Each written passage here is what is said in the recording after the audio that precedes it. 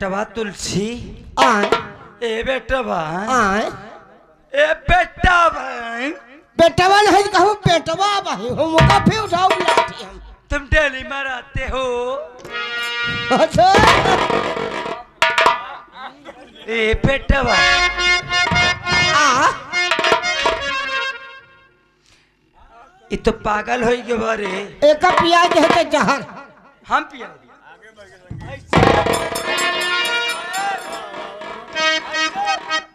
ऐसा पुलिस के सामने कहा कि माई जहर पिया थी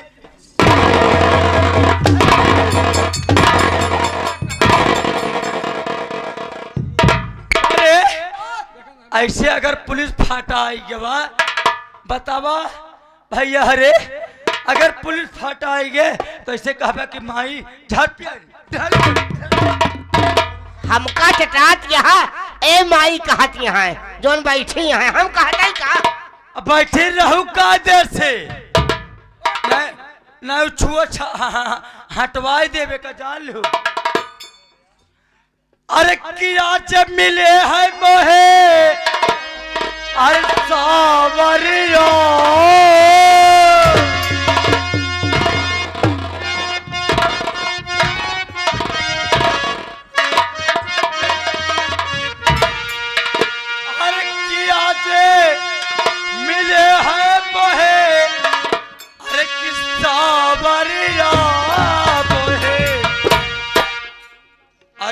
छामो छामो बाजे पायलिया मोहे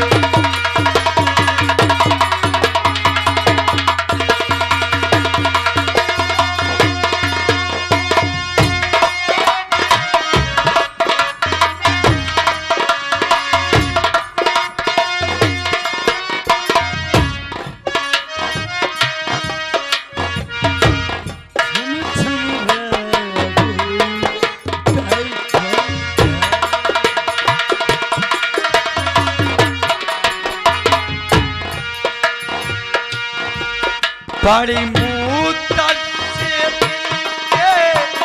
सहारे मिले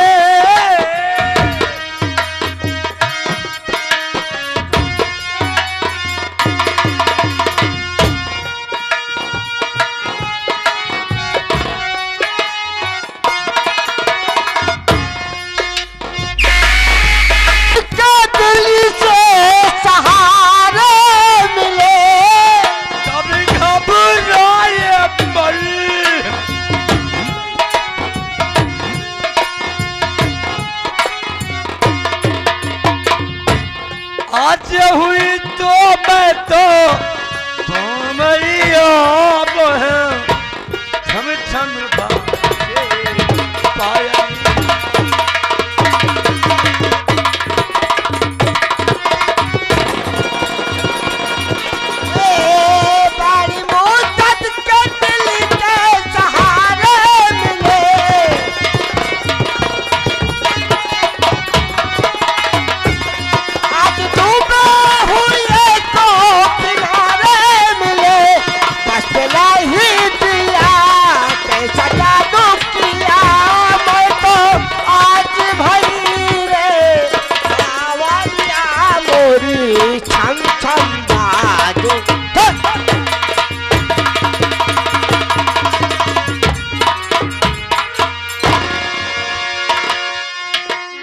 धर्मेंद्र भैया देखे महतारी रहे हम अगर हमारे महतो हुए पैदा न हो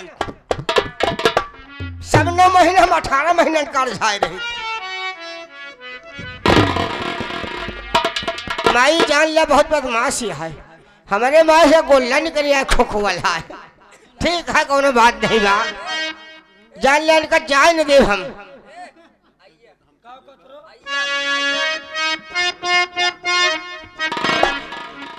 अरे सासु मंगावा ए मंगाई जाते लरिया हो महुआ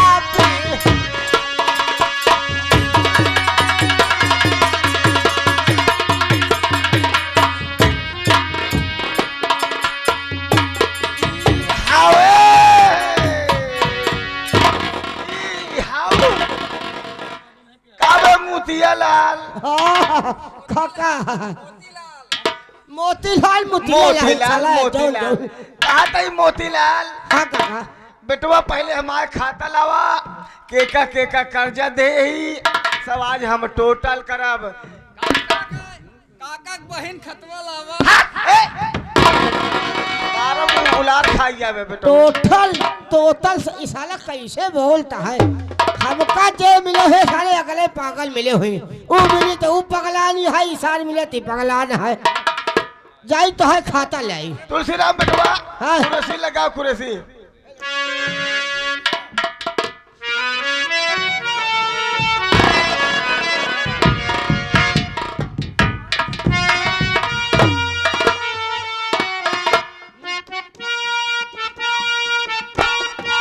काका है बेटवा ले तोहार बहन खाता आई गया। काका हो एक काका फला ले थाम है। खाता है के भाई बात ही पहले में देख के नाम लिखा है। सबको बता दे भैया पहले के नाम के लिखे बा। ये हमारे टोटल घर के बता दा। अब चल गई घर में सब पहले को चेक करब। एक खाता और बना अबे ओका पुरनका हम चेक करी थी। तो का विश्वास नहीं बा यार काका। हाँ। कैसे मनाई यहाँ तू यार। तो का इतना दिन से करे दे तो का हमारे पर नहीं विश्वास है। दोनों भाई ढेर दिन से करत करब ए का करता है नौकरी। नौकरी जो कही पहले भूतौ नहीं लेकर नौकरी के नाम। एक नाम है धर्मेंद्र। धर्मेंद्र ये हारमोनियम वादक जो है हाँ हाँ ये लहू ले हाँ 1000। 1000। और दूसरा नाम है अशोक कुमार मिले है अच्छा ये ले जा है 3000। हाँ अब सही बात लेबा 3000। और तीरथ राजगुरु जो न है हाँ हाँ अमिलहा वाले नक्कारती मास्टर हाँ ये ले हैं 100 रुपये पिए भाई। कोई पुरानी रहा थी। ये हमारे जो ढोलक मास्टर मनोज भैया हैं हाँ हाँ ये कहन कि हमका 80 रुपया दिया। 80 रुपया यह इतना बान से सब उसिलबे हम उसिली। सबसे उसील के हम घर चल रहे। हमको आज पूरा सब बताना। ठीक है तो जोड़ी ठीक है पहले। है ठीक है। हाँ हाँ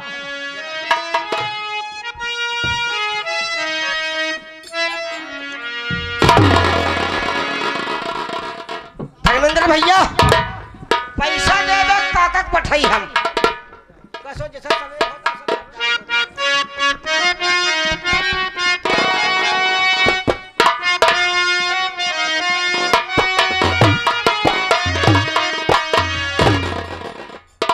देखा धर्मेंद्र भैया कैसे बताओ था बता मुन्ना। कैसे बतावा तहां बतावा।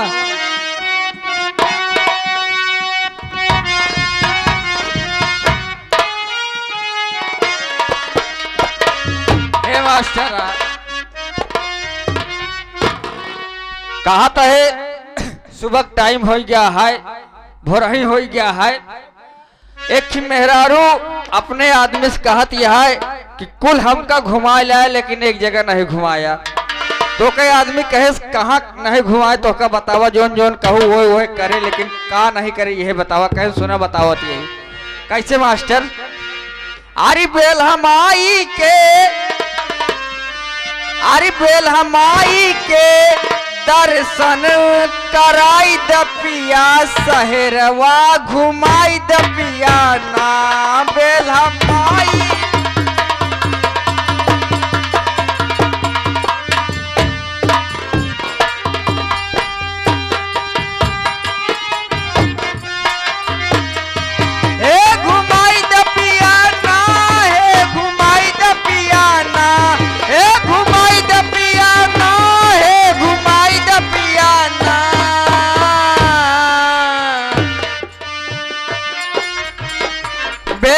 माई के दर्शन कराई द पिया शहरवा घुमाई द पिया ना बेला।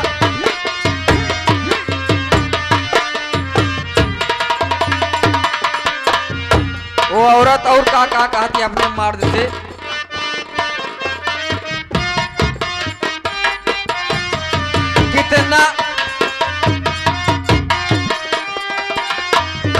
कितना पावन है धाम भाबा घुईसर ना सरनाथ धाम कितना पावन है धाम।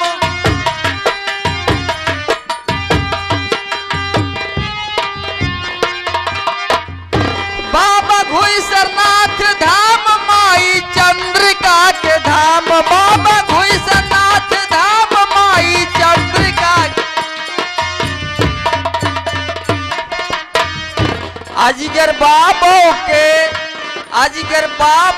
के हमसी मिलाई द पिया सहरवा।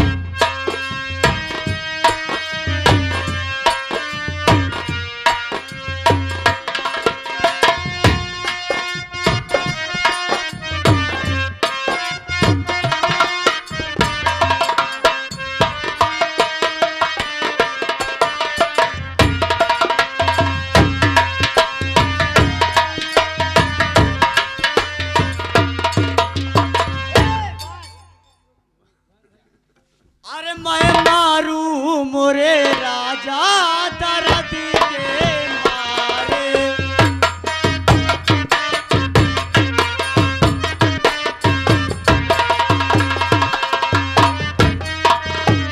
जाए बजरिया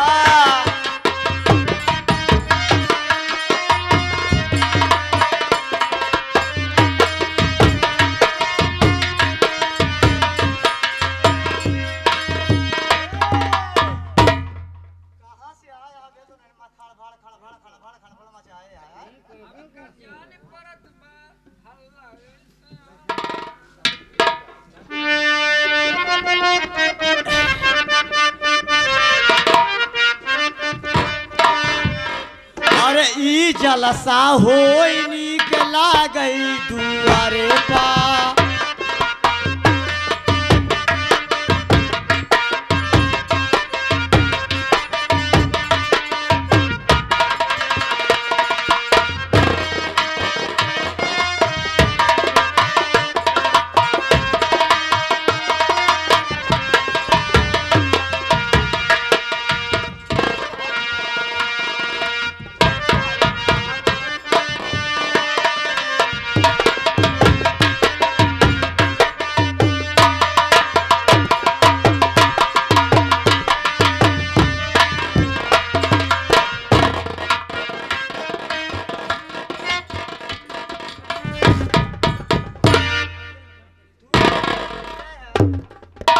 तो हाय भैया है,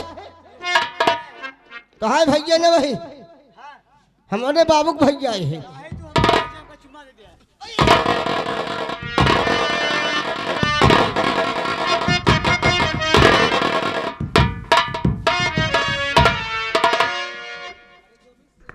कसो जी चंदरा ये पकड़ान बाप है बाद में यार सवेरे मुंह तो खाने नहीं खड़ा रहा सारे चौल कराया ठीक है हमारी इज्जत लुटवावत था इस बगले से। अब हम सही जगह ले रहा था पे अब हम भारत हमारे आंख दी तो उल्ट जात वो खड़ा है ना। अरे लवंडिया लंदन से लाएंगे रात भर डीजे बजाएंगे।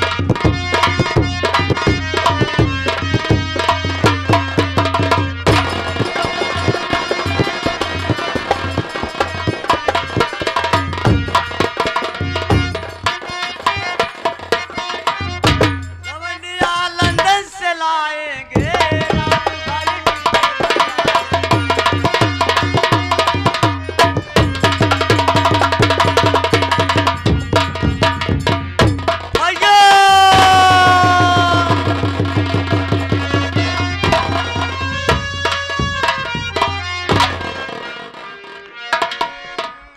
देखो था सरवा पकड़वा लाए से होशियार कह दे भैया भैया के भाई माए मारे पिस्टल सिलेंडर सब आके बाहर हो जाए।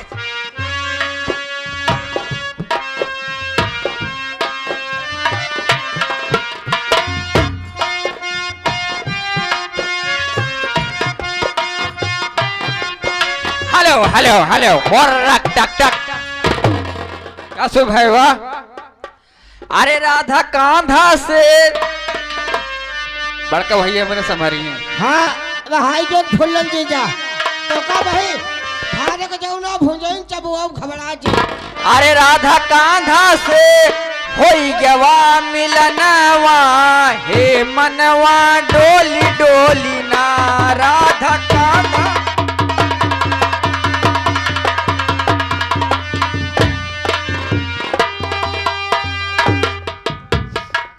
भैया नमस्ते हो।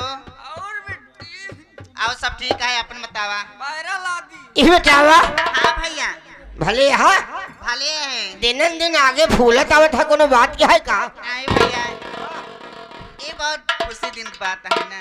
खुशी की बात क्या है और का अरे धर्मेंद्र के हम लिखा दिया है हाँ? ये भैया हाँ, पापा हमने नहीं अनका उनका जी बोलावा काहे? हमें तो नहीं और ये भाई बीच में तकलीफ दे लागत है। चलो तई थोड़ा सा इंतजार कर ली पापा का। हाँ बाबा करबू का हाँ हाँ कैला ले बैठबू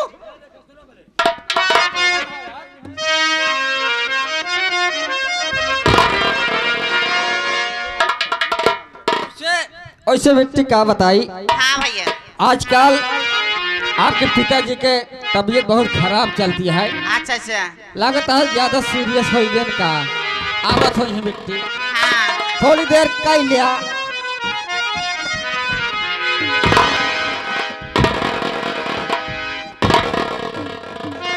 काम ने वो छिनरी गए। अखा बनहरी लाल सेठ जयराम हो जय राम बेटवा कायम का गोरा बेटवा। हाँ देखा सार फिर उल्टे कह सारे सब भी आई कि हम एक ऐसा कर हमें आई ना काला कहे भाई हमका कोरा है बेटवा बना नहीं जाए तो काम बिया नहीं। हाँ हाँ जी तो हाल काका हो अरे यार एक बात हम सुने का भा बेटी तो करेला है भैया हाँ हाँ बोझ जानता तुलसीराम भैया भारी है। भारी है ना भाई सो दई निर्मला बिटिया कहीं बढ़िया से लड़कियां ढूंढ के अब शादी ब्याह कहीं दिन जाए बोझ मोड़ के कुछ भैया हल्का हो हल्का जाए। हो जाए हल्का हो जाए। तुलसीराम भैया ये काफी दिन से हमारे दिल में ये हाउ लदीबा की कब बिटिया की शादी कहीं पाऊ। ए भैया राम वाली तो काका कुर्सी लाओ बिट्टी आया है इंतजार करती है। अच्छा काका बैठा बिट्टी आया है बिट्टी हो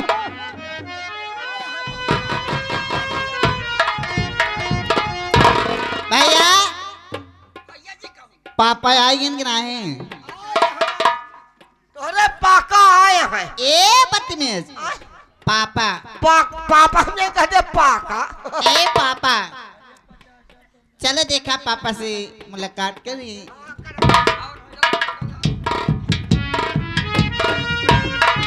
खुश रहा बिटिया का बिटिया सैर करके आई गयो। हाँ पापा कोनो चीज के परेशानी तो नहीं। नहीं पापा मेला देख के मैं चली आ रही हूँ मैं। जी पापा मैं जा रही हूँ अब माँ शेरा वाली के मंदिर पे मैं जा रही हूँ। दर्शन करने। हाँ पापा दर्शन करने मैं जा रही हूँ। ठीक है बिटिया आप जा सकती हो। देवी माँ के दरबार में दर्शन करिए और हार फूल का माला एक लोटा जल चढ़ाइए। हाँ ये पापा तो कन्या का फर्ज है जो लक्ष्मी होती है बिटिया हमारी बिटिया लक्ष्मी है निर्मला।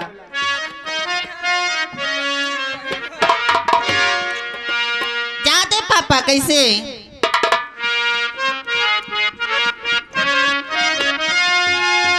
ए जय जय संतोषी माता जय माँ जय जय संतोषी माता जय जय माँ। ए बिट्टिया धर्मेंद्र का कहा है क्या पापा ए तू तो आरती उतारो मैं जय जय संतोषी माता जय जय माँ तो आरती उतारे हो माँ जय संतोषी माता जय जय माँ माता जय जय माँ जय जय संतोषी माता जय जय माँ तेरी आरती उतारी हो माँ जय संतोषी माता जय जय माँ जय संतोषी माता जय जय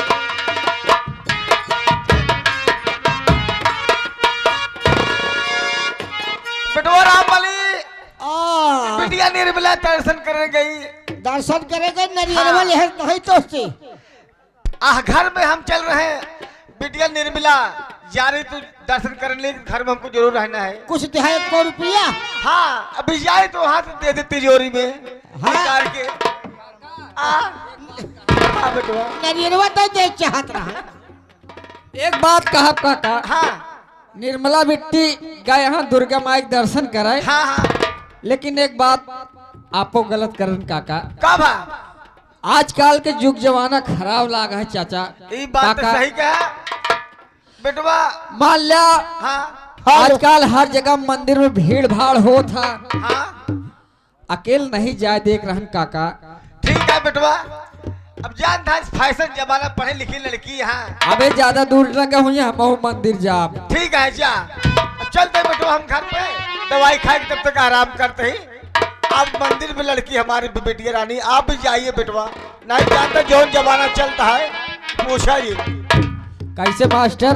अरे हैदर के जगह और हैदर अली जुगनू के माँ के वंदना में आवा। हैदर अली जुगनू के एक भक्त अपने माँ से क्या कह रहा है?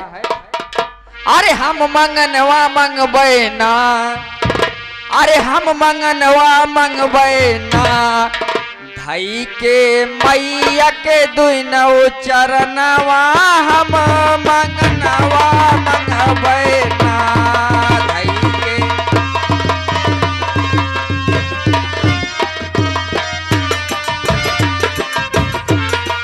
भाई के मैया के दुनौ चरणवा हम मंगनवा मंगबे ना, भाई के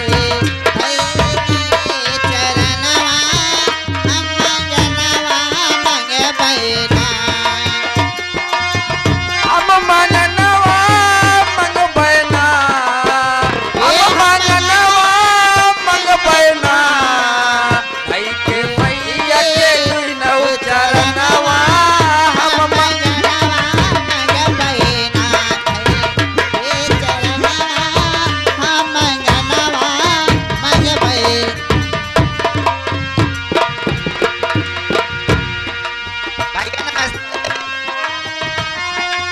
नमस्ते बिट्टू नमस्ते। क्या बिट्टी? हेलो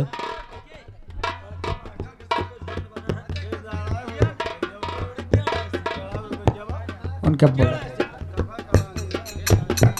क्या बिट्टी? हाँ भैया। रोज हमका बतावत रहू, हाँ कहूँ भी जात रहू, हाँ भैया।